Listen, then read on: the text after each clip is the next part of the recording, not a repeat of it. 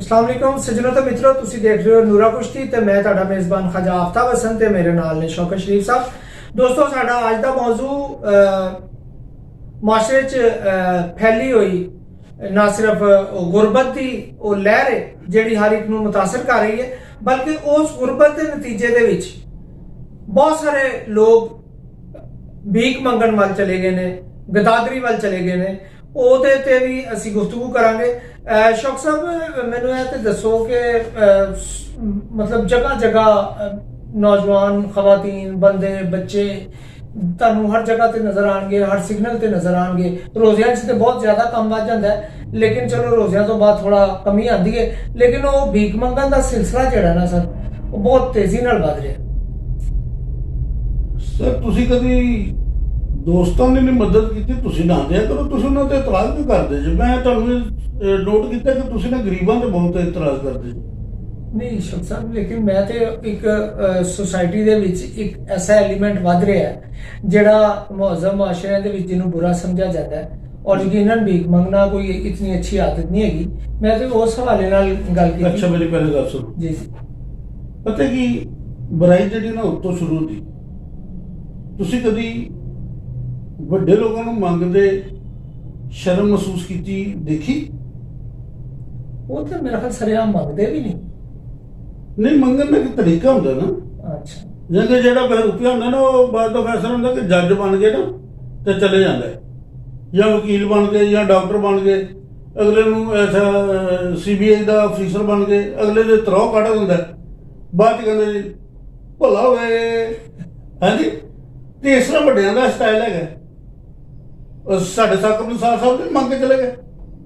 ਉੱਤੇ ਖੈਰ ਉਹਨਾਂ ਦਾ ਤੇ ਜ਼ਿਕਰ ਹੀ ਨਾ ਕਰੋ, ਕਿਉਂਕਿ ਉਹ ਤੇ ਐਸੀਆਂ ਕਾਰਨਾਮੇ ਸਰੰਜਾਮ ਦੇ ਕੇ ਗਏ ਨੇ ਕਿ ਉਹ ਕੌਮ ਨੂੰ ਤੇ ਸਮਝ ਹੀ ਨਹੀਂ ਆਈ। ਉਹ ਨਾ ਜੇ ਚੀਫ ਜਸਟਿਸ ਰਹਿਣ ਵਾਲਾ ਬੰਦਾ, ਠੀਕ ਹੈ ਨਾ, ਲੋਕਾਂ ਨੂੰ ਟੂਣਾ ਲਾ ਸਕਦਾ, ਤੇ ਯਾਰ ਸੜਕ ਤੇ ਵਿਚਾਰਾ ਜਿਹੜਾ ਮੰਗਦਾ ਉਹ ਤੇ ਆਪ ਮਸਕੀਨ ਆਦਮੀ ਹੈਗਾ ਨਾ। ਸ਼ੌਕ ਸਾਹਿਬ, ਤੁਸੀਂ ਆਲਾ ਅਦਲੀਆ ਦੇ ਜੱਜਾਂ ਦੇ ਬਾਰੇ ਚ ਨਾ ਕਰੋ, ਤੁਹਾਡੀ ਮਿਹਰਬਾਨੀ ਹੈ। ਅਸੀਂ ਚਾਹ ਰਹੇ ਹਾਂ ਕਿ ਸਾਡਾ ਪ੍ਰੋਗਰਾਮ ਚੱਲੇ, ਔਰ ਤੁਹਾਨੂੰ ਪਤਾ ਹੈ ਅਦਾਲਤਾਂ ਆਮ ਆਦਮੀ ਨੂੰ ਰਿਲੀਫ ਦੇਣ ਨਾ ਦੇਣ, ਲੇਕਿਨ ਇਹਨਾਂ ਚੀਜ਼ਾਂ ਤੇ ਬੜਾ ਸਖਤੀ ਨਾਲ ਨੋਟਿਸ ਲੈਂਦੀਆਂ। ਮੇਰੀ ਗੱਲ ਸੁਣੋ। ਇੱਕ ਡਾਕਟਰ ਜਿਹੜਾ ਗੁਰਦੇ ਵੇਚ ਕੇ ਖਾ ਜਾਏ ਮਰੀਜ਼ ਦੇ ਮਸਲ ਕੋਈ ਮਰੀਜ਼ ਜਾਵੇ, ਉਹਨੂੰ ਗੋਸ਼ਤ ਦਾ ਟੀਕਾ ਲਾਇਆ, ਗੁਰਦਾ ਹੀ ਕੱਢ ਲੈ, ਦੂਸਰੇ ਨੂੰ 10 ਲੱਖ ਰੁਪਏ ਦਾ ਗੁਰਦਾ ਵੇਚ ਦੇਵੇ, ਠੀਕ ਹੈ ਨਾ, ਉਹ ਡਾਕਟਰਾਂ ਦੀ ਜਿਹੜੀ ਫੀਲਡ ਹੈ, ਜਿਹੜਾ ਡਾਕਟਰਾਂ ਦਾ ਡੈਜ਼ਿਗਨੇਸ਼ਨ ਹੈ, ਉਹਦੇ ਲਈ ਬਦਲਮਾ ਦਾਗ ਹੈਗਾ। ਠੀਕ, ਮੈਂ ਅਦਲੀਆ ਨੂੰ ਬੁਰਾ ਨਹੀਂ ਕਹਿ ਰਿਹਾ, ਮੈਂ ਫਰਦ ਵਾਹਬ ਨੂੰ ਕਹਿ ਰਿਹਾ, ਠੀਕ ਹੈ ਨਾ। ਉਹ ਯਾਨੀ ਕਿ ਨਾ ਅਦਲੀਆ ਵਾਸਤੇ ਵੈਸੇ ਸ਼ਰਮ ਹੈ। ਅੱਛਾ, ਚਲੋ ਉਹ ਭੀਖ ਵੱਲ ਵਾਪਸ ਆਨੇ ਆ, ਅਸੀਂ ਫਿਰ ਡੀ ਟਰੈਕ ਹੋ ਜਾਂਦੇ ਆ, ਔਰ ਤੁਸੀਂ ਪੂਰੀ ਕੋਸ਼ਿਸ਼ ਕਰਦੇ ਹੋ ਕਿ ਅਸੀਂ ਮੌਜੂ ਤੋਂ ਇੰਨੀ ਕੁ ਦੂਰ ਨਿਕਲ ਜਾਈਏ ਕਿ ਫਿਰ ਵਾਪਸੀ ਥੋੜੀ ਔਖੀ ਹੋ ਜਾਂਦੀ ਹੈ। ਤੁਸੀਂ ਮੈਨੂੰ ਇਹ ਦੱਸੋ ਕਿ ਇੱਕ ਮੁਅੱਜ਼ਮ ਮਾਸ਼ਰੇ 'ਚ ਇਸ ਤਰ੍ਹਾਂ ਜਗ੍ਹਾ ਜਗ੍ਹਾ ਭੀਖ ਮੰਗਣ ਵਾਲਿਆਂ ਦੀ ਤਾਦਾਦ 'ਚ ਜਦੋਂ ਇਜ਼ਾਫਾ ਹੋ ਰਿਹਾ ਹੈ, ਤੇ ਉਹਦੀ ਜ਼ਿੰਮੇਦਾਰੀ ਕਿਹਦੇ ਤੇ ਆਈ ਹੁੰਦੀ ਹੈ? ਅਦਾਰਿਆਂ ਤੇ ਜਾਂ ਮੁੰਤਖਬ ਨੁਮਾਇੰਦਿਆਂ ਤੇ ਜਾਂ ਹੁਕੂਮਤੀ ਐਵਾਨਾਂ ਤੇ ਜਿਹੜੇ ਕਾਬਜ਼ ਲੋਕ? ਇਸੇ ਤੇ ਵੀ ਨਹੀਂ ਹੁੰਦੀ ਉਹਨਾਂ ਦੀ ਜ਼ਿੰਮੇਦਾਰੀ। ਉਹਨਾਂ ਦੀ ਜ਼ਿੰਮੇਦਾਰ ਹਾਲਾਤ ਨੇ, ਹਾਲਾਤ ਉਹਨਾਂ ਨੂੰ ਮਜਬੂਰ ਕਰ ਦਿੰਦੇ ਨੇ। ਯਾਰ ਕੁਝ ਲੋਕ ਆਪਣੇ ਮਸਾਇਲ ਵਧਾਉਣ ਵਾਸਤੇ ਕੁਝ ਸ਼ੌਕੀਆ ਮੰਗਣ ਰਹੇ ਨੇ। ਮੈਂ ਫਿਰ ਉਹੀ ਗੱਲ ਕਰਦਾ, ਜਦੋਂ ਇੱਕ ਇਲੈਕਸ਼ਨ ਹੋਣੇ ਹੁੰਦੇ ਨੇ, ਠੀਕ ਹੈ ਨਾ, ਉਹ ਵਜ਼ੀਰਾਅਜ਼ਮ ਸਾਹਿਬ ਨੂੰ ਕੀ ਕਹਿੰਦੇ ਨੇ, MNA MPA, ਉਹ ਫੰਡਸ ਦਿਓ। ਉਹਨਾਂ ਨੇ ਭੀਖ ਦਾ ਨਾ ਫੰਡ ਰੱਖਿਆ ਹੈ, ਸਮਝ ਲੱਗੀ ਨਾ। ਹੁਣ ਯਾਰ ਸਾਡੇ ਵਜ਼ੀਰ-ਏ-ਆਜ਼ਮ ਤੱਕ ਯਾਨੀ ਕਿ ਨਾ, ਉਹ ਕਹਿੰਦੇ ਮੈਂ ਸਭ ਤੋਂ ਵੱਡਾ ਡੋਨਰ ਹੈਗਾ। ਡੋਨਰ ਨਹੀਂ, ਉਹ ਲੈਣ ਵਾਲੇ ਨੇ। ਡੋਨਰ ਤੇ ਉਹ ਹੁੰਦਾ ਜਿਹੜਾ ਯਾਨੀ ਕਿ ਨਾ ਉਹ ਡੋਨੇਸ਼ਨ ਇਕੱਠਾ ਕਰਨ ਵਾਲੇ ਨੇ। ਉਹ ਕਹਿੰਦਾ ਮੈਂ ਸੌਰੀ, ਉਹ ਕਹਿੰਦਾ ਮੈਂ ਸਭ ਤੋਂ ਵੱਡਾ ਡੋਨੇਸ਼ਨ ਇਕੱਠੀ ਕਰਨ ਵਾਲਾ ਇਨਸਾਨ ਹੈਗਾ। ਉਹ ਬੜਾ ਫਖਰ ਕਰਦੇ। ਅੱਛਾ, ਕਿਸੇ ਨੇ ਫੰਡਸ ਰੱਖਿਆ, ਕਿਸੇ ਨੇ ਆਪਣਾ ਭੀਖ ਰੱਖਿਆ, ਹਾਂਜੀ, ਕਿਸੇ ਨੇ ਫੰਡਸ ਇਕੱਠਾ ਕਰਨਾ ਰੱਖਿਆ। ਯਾਰ ਹਰ ਸ਼ਖਸ ਮੰਗਣ ਡਿਆ। ਹੋਰ ਤਾਂ ਗੱਲਾਂ ਨਹੀਂ ਗੱਲਾਂ। ਯਾਰ ਬੰਦਾ ਜਿਹੜਾ ਮੁਰੱਬਿਆਂ ਦਾ ਮਾਲਕ ਹੈ ਨਾ, ਉਹ ਵੀ ਘਰ ਜਾ ਕੇ ਬੁੱਢੀ ਕੋ ਮੰਗਦਾ ਕਿ ਭਲੀਏ ਲੋਕਾਂ ਭੁੱਖ ਲੱਗੀ ਮੈਨੂੰ ਦੇ। ਸ਼ੌਕ ਸਾਹਿਬ, ਇਹ ਬਿਲਕੁਲ ਹੋ ਰਿਹਾ। ਇਹਨੂੰ ਤੁਸੀਂ ਭੀਖ ਤੇ ਨਹੀਂ ਕਹੋਗੇ ਨਾ?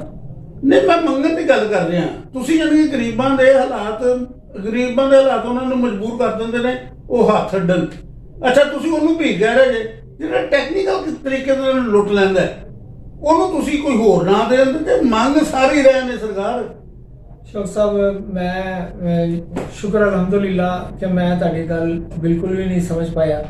ਉਹਦੀ ਵਜ੍ਹਾ ਹੈਗੀ ਹੈ ਕਿ ਇਖਤਲਾਫ ਤੇ ਰਹਿੰਦਾ ਹੀ ਹੈ ਸਾਡਾ ਬਹੁਤ ਸਾਰੀਆਂ ਚੀਜ਼ਾਂ ਤੇ, ਲੇਕਿਨ ਮੈਂ ਜਿਹੜੀ ਚੀਜ਼ ਦੀ ਨਿਸ਼ਾਨਦੇਹੀ ਕਰਨਾ ਚਾਹ ਰਿਹਾ ਔਰ ਉਹ ਬਿਲਕੁਲ ਇਸ ਨੋਈਅਤ ਦੀ ਹੈ ਕਿ ਇੱਕ ਮਾਸ਼ਰੇ ਦੇ ਵਿੱਚ ਜਦੋਂ ਇਸ ਕਿਸਮ ਦਾ ਐਲੀਮੈਂਟ ਵੱਧਦਾ ਹੈ, ਇਹਦੇ 'ਚ ਕੋਈ ਸ਼ੱਕ ਨਹੀਂ ਕਿ ਇਹਨਾਂ ਲੋਕਾਂ ਵਾਸਤੇ ਰੋਜ਼ਗਾਰ ਮੁਹੱਈਆ ਹੋਣਾ ਚਾਹੀਦਾ ਹੈ, ਇਹਨਾਂ ਦੇ ਬੱਚਿਆਂ ਵਾਸਤੇ ਤਾਲੀਮ ਦੀ ਸਹੂਲਤ ਹੋਣੀ ਚਾਹੀਦੀ ਹੈ, ਸਿਹਤ ਦੇ ਮਾਮਲਾਤ ਵੀ ਬਿਹਤਰ ਹੋਣੇ ਚਾਹੀਦੇ ਨੇ। ਲੇਕਿਨ ਉਸ ਦੇ ਬਾਵਜੂਦ ਵੀ ਜਿਹੜਾ ਇੱਕ ਆਦਤਨ ਮੰਗਣਾ ਹੈ ਨਾ, ਔਰ ਇਹਨਾਂ ਦੇ ਬਾਰੇ 'ਚ ਬਹੁਤ ਸਾਰੇ ਲੋਕ ਕਹਿੰਦੇ ਨੇ ਕਿ ਸੈਂਕੜੋਂ ਨਹੀਂ ਹਜ਼ਾਰਾਂ ਰੁਪਏ ਕਮਾ ਲੈਂਦੇ। ਮੇਰੀ ਪਹਿਲੇ ਗੱਲ ਸੁਣੋ, ਆਪਣਾ ਖਵਾਜਾ ਸਾਹਿਬ, ਅਗਰ ਤੇ ਹਕੂਮਤ ਨੌਕਰੀਆਂ ਮੈਰਿਟ ਤੇ ਦੇ, ਠੀਕ ਹੈ ਨਾ, ਤਲੀਮੀ ਨਿਸਾਬ ਯਕਸਾਂ ਕਰਦੇ ਜਿੱਦਾਂ ਤੇ ਗਰੀਬ ਬੱਚੇ ਵੀ ਪੜ੍ਹਦੇ ਹਨ ਤੇ ਅਮੀਰਾਂ ਨੇ ਵੀ ਪੜ੍ਹਦੇ ਹਨ, ਠੀਕ ਹੈ ਨਾ, ਫਿਰ ਤੁਸੀਂ ਇਹਨਾਂ ਤੇ ਬਲੇਮ ਕਰ ਸਕਦੇ ਜੀ। ਵਰਨਾ ਮੈਂ ਕਹਾਂਗਾ ਕਿ ਵੱਡੇ ਜ਼ਿਆਦਾ ਚੋਰ ਹੈਗੇ, ਵੱਡੇ ਡਾਕੂ ਨੇ, ਜਾਲਸਾਜ਼ ਨੇ, ਫਰਾਡੀਏ ਨੇ। ਮੈਂ ਤੇ ਇਹਨਾਂ ਵਿਚਾਰਿਆਂ ਦਾ ਮੰਗਣ ਦੇ ਨਾਂ ਤੇ ਇਹਨਾਂ ਦਾ ਜ਼ਿਕਰ ਹੀ ਨਹੀਂ ਕਰਨਾ ਚਾਹੁੰਦਾ ਕਿ ਮੰਗਦੇ ਨੇ। ਇਹ ਮਜ਼ਲੂਮ ਨੇ ਯਾਰ, ਇਹ ਰੋਜ਼ੀ ਰੋਟੀ ਆਪਣੀ ਘਰ ਦਾ ਖਰਚਾ ਚਲਾਉਣ ਲਈ ਮੰਗਣ ਨੇ, ਬਾਕੀ ਤਾਂ ਜਾਇਦਾਦ ਦਾ ਵਧਾਉਣ ਲਈ ਮੰਗਣ ਨੇ।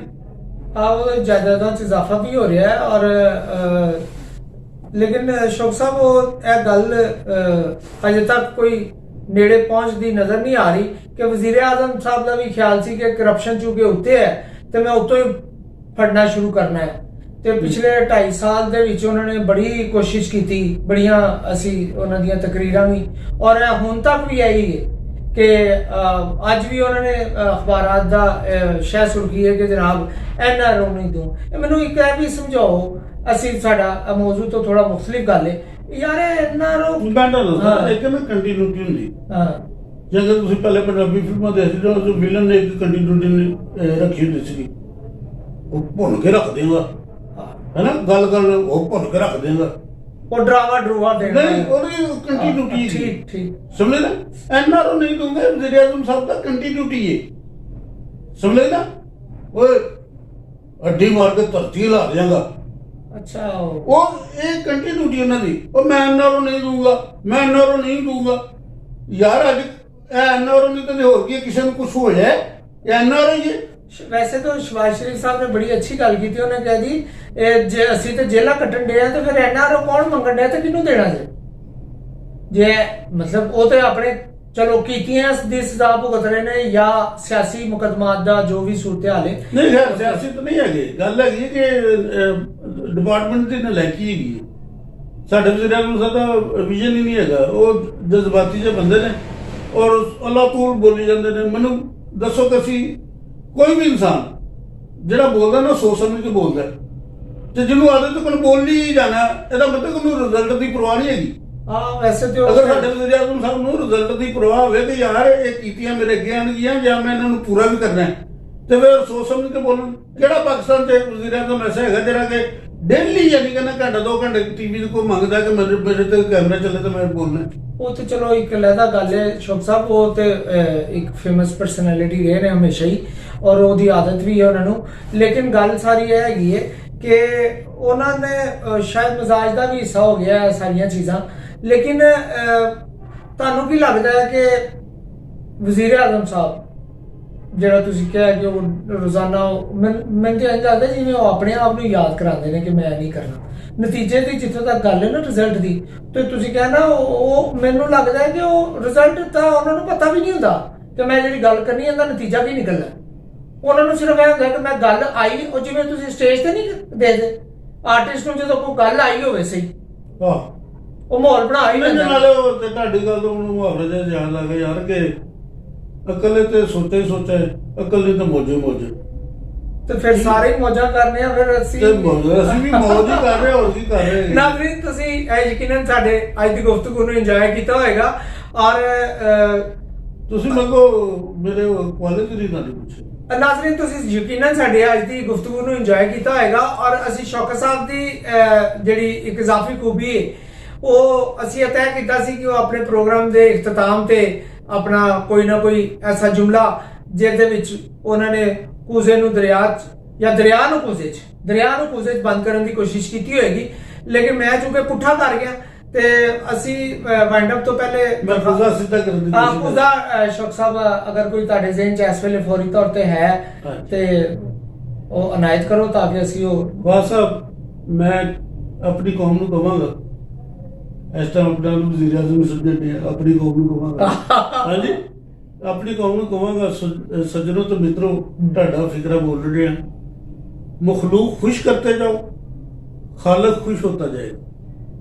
ਬਹੁਤ ਖੂਬਸੂਰਤ ਗੱਲ ਕੀਤੀ ਹੈ ਔਰ ਸ਼ੌਕਤ ਸਾਹਿਬ ਮੈਨੂੰ ਲੱਗਦਾ ਹੈ ਕਿ ਚूंकि ਤੁਸੀਂ ਤਾਦਾਦ ਦਾ ਤਾਯਨ ਨਹੀਂ ਕੀਤਾ ਕਿ ਕਿੰਨੀ ਮਖਲੂਕ ਖੁਸ਼ ਕਰਨੀ ਹੈ, ਵਜ਼ੀਰ ਆਜ਼ਮ ਸਾਹਿਬ ਵੀ ਜਿਹੜੇ ਉਹਨਾਂ ਦੇ ਦਾਏ ਬਾਏ ਨੇ ਉਹਨਾਂ ਨੂੰ ਖੁਸ਼ ਕਰੀ ਜਾ ਰਹੇ ਨੇ ਮਖਲੂਕ ਸਮਝ ਕੇ। ਔਰ ਦੋਸਤੋ ਸਾਨੂੰ ਨਏ ਪ੍ਰੋਗਰਾਮ ਲਈ ਇਜਾਜ਼ਤ ਦਿਓ, इंशाअल्लाह ताला ਅਸੀਂ ਜਲਦੀ ਹਾਜ਼ਰ ਹੋਵਾਂਗੇ ਨਏ ਮੌਜੂ ਦੇ ਨਾਲ। ਆਪਣਾ ਬਹੁਤ ਖਿਆਲ ਰੱਖਣਾ। ਅੱਲਾ ਨਿਗਹਿਬਾਨ। ਅੱਲਾ ਨਿਗਹਿਬਾਨ।